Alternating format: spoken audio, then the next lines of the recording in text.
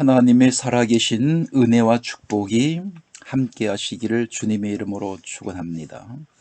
지난 시간에 이어서 헬라어 동사를 계속해서 오늘도 이어가도록 하겠습니다.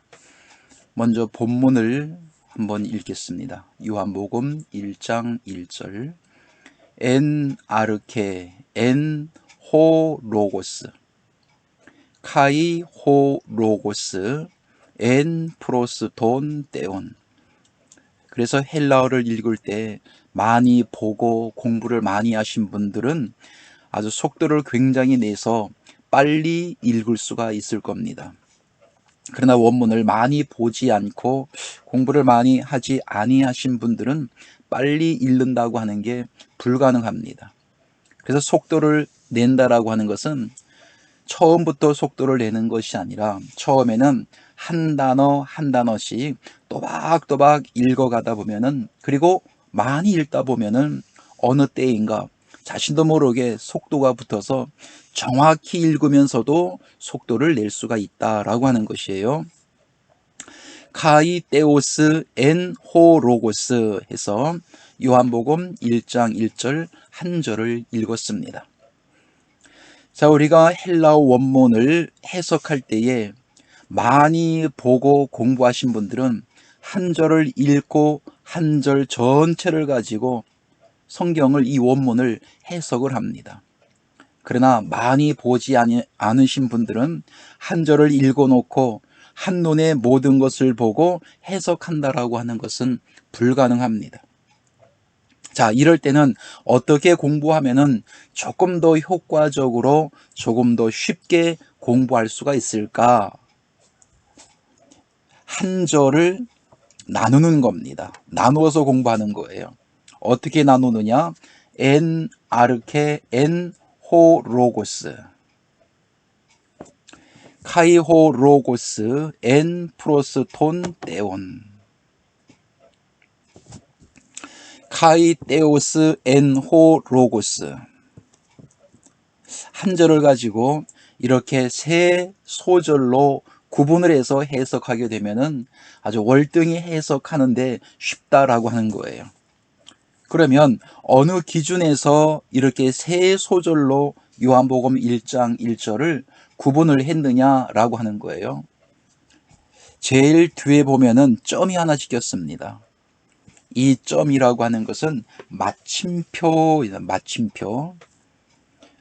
두 번째 소절에서 플러스 톤 떼온 뒤에도 보면은 쉼표가 있습니다.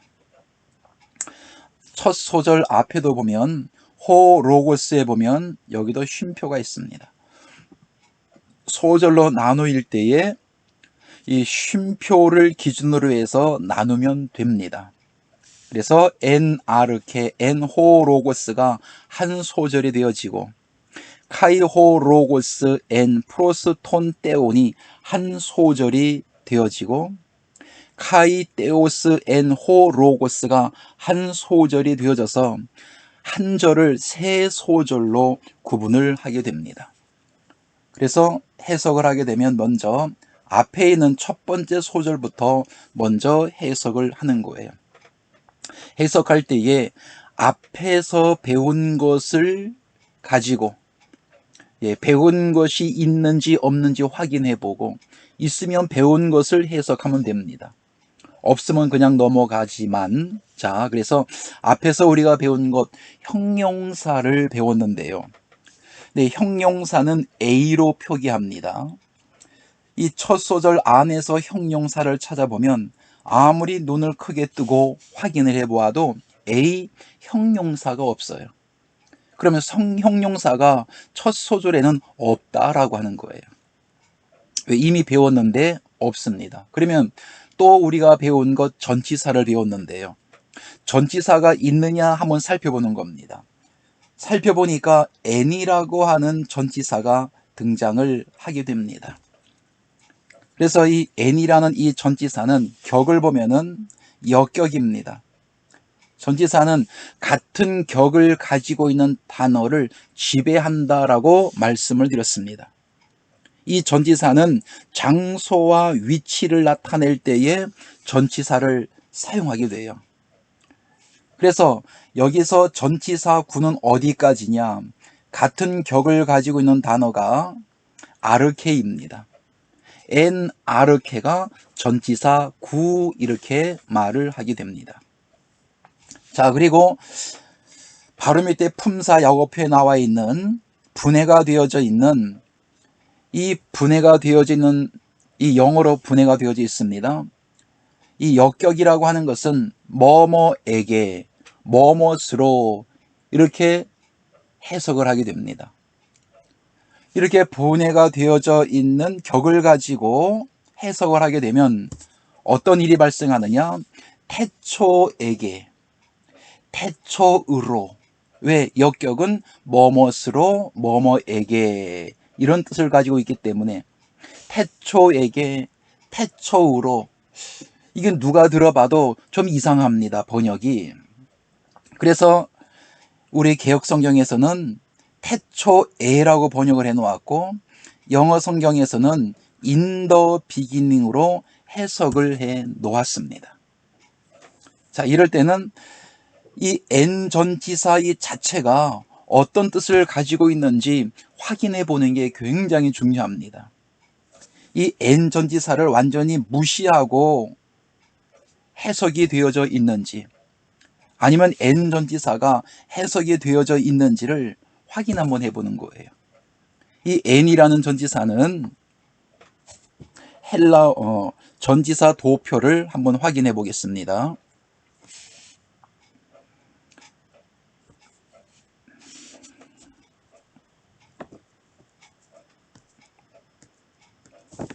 전치사 도표를 확인해 보면 n이라는 전치사는 격이 역격인데 뭐뭐 안에 들어와서 자리를 잡고 있을 때 바로 n 전치사를 쓴다라고 하는 거예요.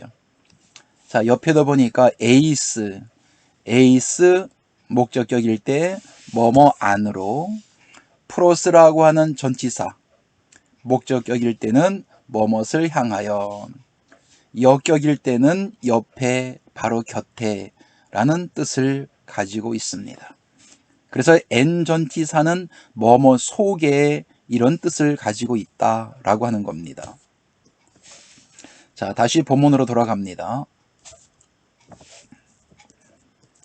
본문에 돌아가서 n이라는 전치사는 이 단어 자체가 뭐뭐 속에, 뭐뭐 안에 이런 뜻을 가지고 있다.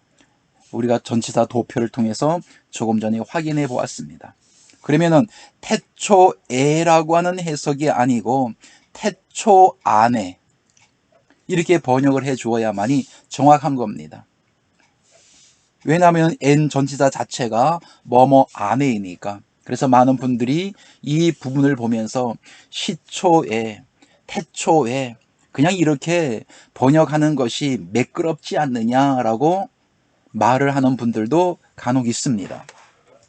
그런데 매끄럽게 원어를 보고 해석을 하는 것도 중요하지만 헬라어 원문이 가지고 있는 뜻을 무시하고 매끄럽게 해석하는 것은 의미가 없습니다. 헬라어가 가지고 있는 이 원문의 뜻을 바르게 이해하고 해석하는 게 중요하지, 무조건 매끄럽고 부드럽게 해석한다고 해서 성경이 해석되어지는 것은 아니다라고 하는 거예요. 그래서 n이라는 전치사는 뭐뭐 안에 해석하게 되면 태초 안에 이렇게 해석을 하면 됩니다. 자, 구약에도 보면은 구약에도 신약은 헬라어이지만 구약은 히브리어입니다. 신약 헬라어는 왼쪽에서 오른쪽으로 읽어가게 됩니다. 읽는 순서입니다. 그러나 히브리어는 오른쪽에서 왼쪽으로 읽습니다. 그래서 히브리어를 잘 모르시는 분들은 왼쪽에서 오른쪽으로, 물론 읽지도 못할 뿐더러 왼쪽에서 오른쪽으로 읽는 것인 줄 착각하고 있는 분들도 있어요. 그런데 헬라어는 왼쪽에서 오른쪽으로 읽어가지만 히브리어는 오른쪽에서 왼쪽으로 읽어간다라고 하는 거예요. 그래서 오른쪽에서 왼쪽으로 읽어가게 되면은 베레시트, 베레시트 바라, 엘로힘, 에트, 하샤마임, 베에트, 하아레츠. 자, 여기에서 베레시트라고 하는 단어가 있습니다. 베레시트는 우리 개역성경에서 태초에 이렇게 번역을 해 놓았고요. 영어에서도 요한복음 1장 1절에 나와 있는 것처럼 in the beginning입니다. 근데 여기 보면 빼라고 하는 전치사가 있습니다. 빼라는 전치사. 요 빼라는 전치사는 어떤 뜻을 가지고 있느냐? 신약에서 요한복음 1장 1절에서 N 전치사와 같은 것이다 라고 생각하시면 됩니다. N 전치사는 뭐뭐 안에라는 뜻을 갖고 있는 것처럼 이 빼라고 하는 히브리어 전치사도 뭐뭐 안에, 뭐뭐 속에라고 하는 같은 뜻을 가지고 있습니다. 단어는 헬라어하고 히브리어하고 단어는 다르지만 그러나 내용면에 있어서는 안에라고 하는 같은 뜻을 가지고 있다. 그러면 태초에가 아니고 태초 안에서, 태초 안에 빠라, 창조하셨다. 누가 창조하셨느냐? 엘로힘 하나님께서 태초 안에 창조하셨다. 그래서 이 레시트라고 하는 이 단어가 어떤 의미와 뜻을 가지고 있느냐라고 하는 것도 구약 사전을 통해서 찾으면 그 내용이 참 오묘한 내용이 나옵니다. 우리는 무조건 시간적인 공간만 생각하는데 성경에서는 시간적인 공간이 아닌 또 다른 의미를 말씀을 통해서 우리들에게 알려주고 있습니다. 태초 안에 엘로힘 하나님께서 창조하셨다, 빠라 하셨다. 무엇을 하나님께서 창조, 빠라 하셨느냐? 하샤마임. 이 에트는 대격입니다. 을을입니다. 예, 하늘을 하나님께서, 엘로힘 하나님께서 태초 안에 창조하시고, 베에트, 하샤마임, 예, 하는 관사, 그리고 땅 에레치를 엘로힘 하나님께서 빠라 창조하셨다. 자, 그리고 여기에서는 말씀드리고자 하는 것은 바로 베레시토 이 빼입니다. 뭐뭐 안에, 태초 안에 하나님께서 하늘과 땅을 하나님께서 창조하셨다. 다시 요한복음 돌아가겠습니다.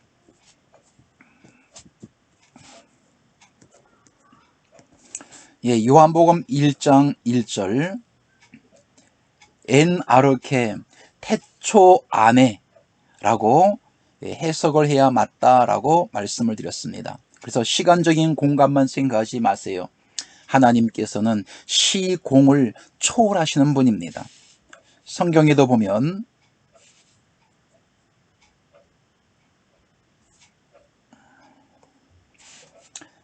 히브리서 13장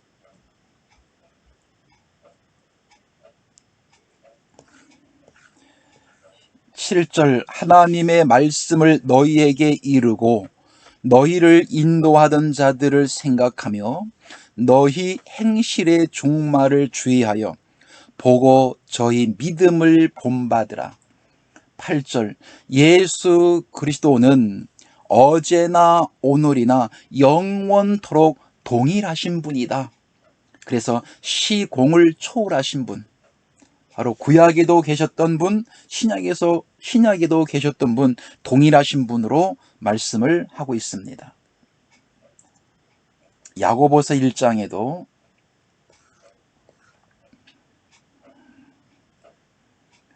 (16절) 내 사랑하는 형제들아 속지 말라. 각양 좋은 은사와 온전한 선물이 다 위로부터 빛들의 아버지께로서 내려오나니 그는 변함도 없으시고 회전하는 그림자도 없으시다라고 말씀하고 있습니다. 그림자라고 하는 건 빛이 있어야 그림자가 생길 수 있는 거예요. 여호와 하나님께서는 시공을 초월하신 분이기 때문에 시간 속에만 존재하고 계신 분이 아니다라고 하는 거예요. 우리 인간이 살아가는 것은 3차원 세계 속에 존재하고 살아가지만 여호와 하나님께서는 인간이 눈으로 볼 수 없는 4차원이라고 하는 공간 속에도 여호와 하나님은 존재하고 계신다는 겁니다. 사람들은 4차원 세계를 느끼지를 못해요. 그러나 하나님의 자녀들은 말씀을 통해서 4차원 공간 속에서 역사하시는 하나님을 올바로 우리가 이해하고 알기 위해서는 시간적인 개념을 뛰어넘어야 된다는 겁니다. 다시 본문으로 돌아가서, 그러면 이 아르케라고 하는 이 단어는 어떤 뜻을 가지고 있느냐? 에는 뭐뭐 안에이니까 아르케 안에. 이 아르케라고 하는 것이 시간적인 공간만 얘기하고 있느냐? 한번 성구사전을 보겠습니다. 746번이 됩니다. 746번. 예, 바이블 렉스인데, 아르케 746번입니다. 내용이 단어적인 내용으로 어떻게 나와 있느냐? 태초, 시작, 비기닝으로 나와 있어요. 영어에는. 그리고 원인으로도 나와 있습니다. 아르케라고 하는 단어가 가지고 있는 단어의 뜻만을 볼 때 이렇게 나와 있습니다. 우리가 성경을 볼 때에 원문 단어를 가지고 그 어근과 뿌리와 동의어를 찾아가면서 해석하는 방법이 있지만, 또 이 단어 자체만 가지고 해석이 안 되는 경우도 많이 있습니다. 그냥 육신적인 방법으로는 해석이 되겠지만 하나님께서 우리들에게 말씀하고자 원하시는 진정한 의미를 이 헬라어 단어만 가지고 다 우리에게 설명하지 못하는 경우가 있다라고 하는 거예요. 이럴 때는 어떻게 해야 되느냐? 바로 이 단어에 관계되어져 있는 단어들, 성경을 찾아보아야 됩니다. 어떤 뜻을 가지고 있는지 한번 성경을 한번 찾아보겠습니다. 내용이 굉장히 많이 나와 있어요. 마태복음 19장 4절서부터 시작해서 요한계시록 22장 13절까지 아르케라고 하는 단어가 나와 있습니다.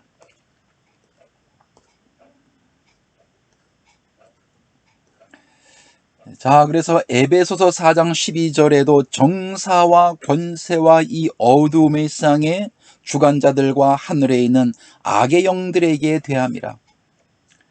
빌립보서 4장 15절에는 복음의 시초로 번역을 해놓았어요. 예, 시초로 번역이 되어져 있습니다. 자, 그런데 골로새서 1장 16절은 정사들이나 권세자들이나 만물이 다 그로 말미암고 그를 위하여 창조되었고, 골로새서 1장 18절 말씀을 보면, 골로새서 1장 18절, 그는, 이 그는이라고 할 때는 예수님을 말씀하고 있습니다. 몸인 교회의 머리다. 예수 그리스도께서 교회의 머리가 되신다 라는 말씀이 되죠. 그가는 예수 그리스도께서 근본이요. 이 근본이라는 말이 아르케입니다. 예수 그리스도께서 아르케요라고 할 때는, 이 아르케라고 하는 것은 시간적인 사건만 말하는 것이 아니라 예수 그리스도의 존재 자체를, 즉 아르케라고도 성경은 말씀하고 있다라고 하는 거예요. 그래서 아르케 하면, 아, 예수님을 아르케라고 말하는구나.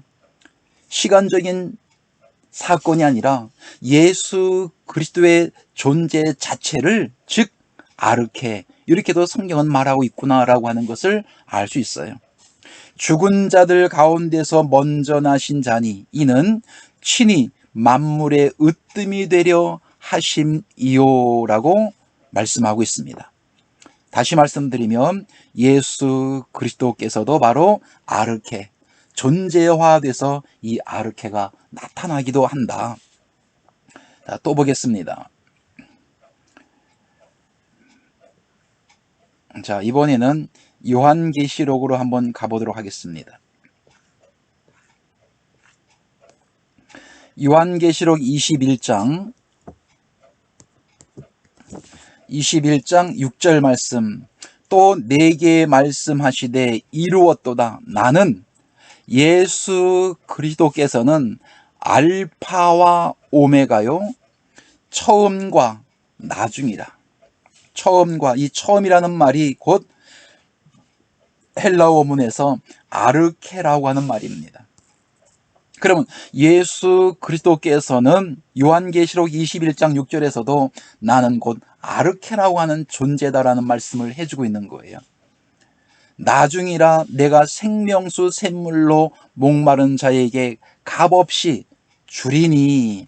22장 13절에도 나는 알파와 오메가요 처음과 나중이요 시작과 아르케와 텔로스 끝이다, 이렇게 말씀하고 있습니다.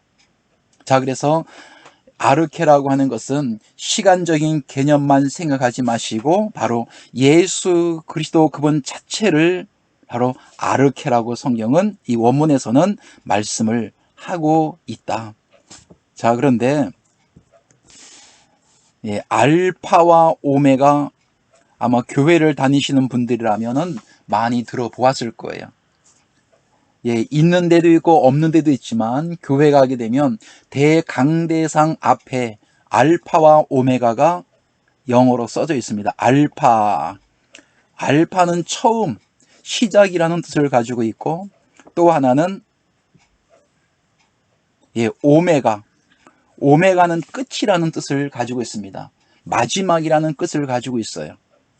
그래서 알파와 오메가는 즉 예수 그리스도 주님 자체를 알파와 오메가라고 말씀해서, 헬라어 원문은 헬라어 알파벳이 24자입니다. 24자 전부 다 바로 예수 그리스도에 대해서 말씀을 하고 있다. 이 구약에 보면은 진리라는 말이 있어요. 구약에는 진리를 히브리어 원문에서는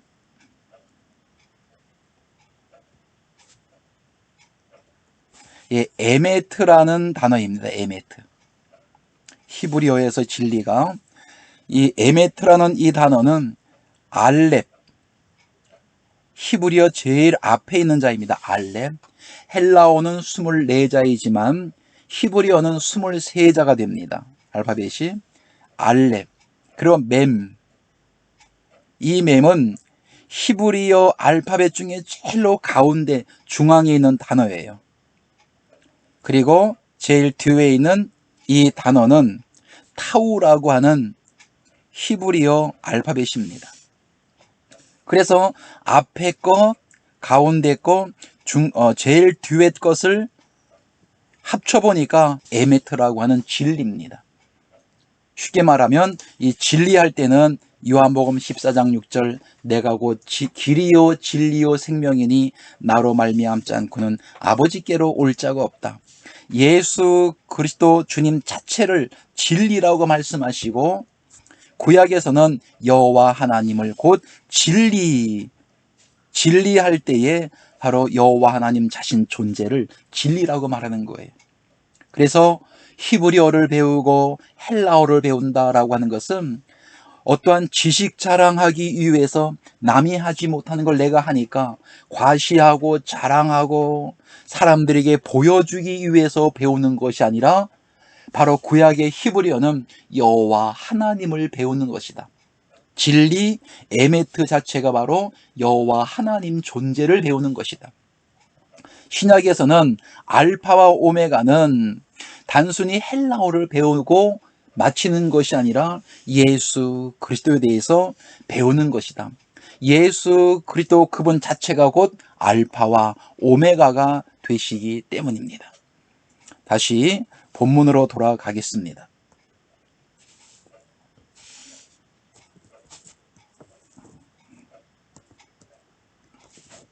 그러면 엔 아르케라고 했을 때 이 아르케가 바로 예수 그리스도를 바로 아르케라고 했습니다. 그리고 엔은 전치사 뭐뭐 안에 그랬어요. 그러면 아르케 안에라고 했을 때는 예수 그리스도 안에 이렇게 해석할 수 있는 거예요. 예수 그리스도 안에 말씀이 호로고스가 계신다. 이렇게 해석을 할 수가 있는 거죠. 단순히 시간적인 개념이 아니라 예수 그리스도 안에 말씀 자체가 존재한 것을 요한복음 1장 1절에서 첫 소절에서 설명을 해주고 있는 거예요. 자, 여기에서 동사가 나옵니다. 엔동사 에이미 원형을 보면 에이미입니다. 그럼 여기 이 에이미라고 하는 이 엔동사를 먼저 우리가 무엇을 보아야 되느냐? 자, 이 아래 이 파싱된 것, 이 품사를 우리가 보아야 돼요. 동사 직설법, 미완료 능동태, 3인칭 단수가 되어집니다. 우리가 지금 이제 동사를 배우는데 앞에 형용사하고 전치사가 있느냐 없느냐를 보고 그 내용을 한번 말씀을 드린 겁니다. 동사 직설법 미완료 능동태 3인칭 복수. 그러면은 이 동사를 보고 주어를 찾아야 됩니다. 이 동사의 주어는 어떤 것이 주어냐? 호로고스가 주어가 되어집니다. 그러면 이 동사의 호로고스가 주어라고 하는 것을 어떻게 우리가 알 수가 있느냐라고 하는 게 참 중요합니다. 그래서 지금 시간이 많이 흘렀기 때문에 다음 시간을 통해서 계속해서 이제 동사를 연결해서 함께 원문을 보도록 합니다. 감사합니다. 다음 시간으로 넘어가도록 하겠습니다.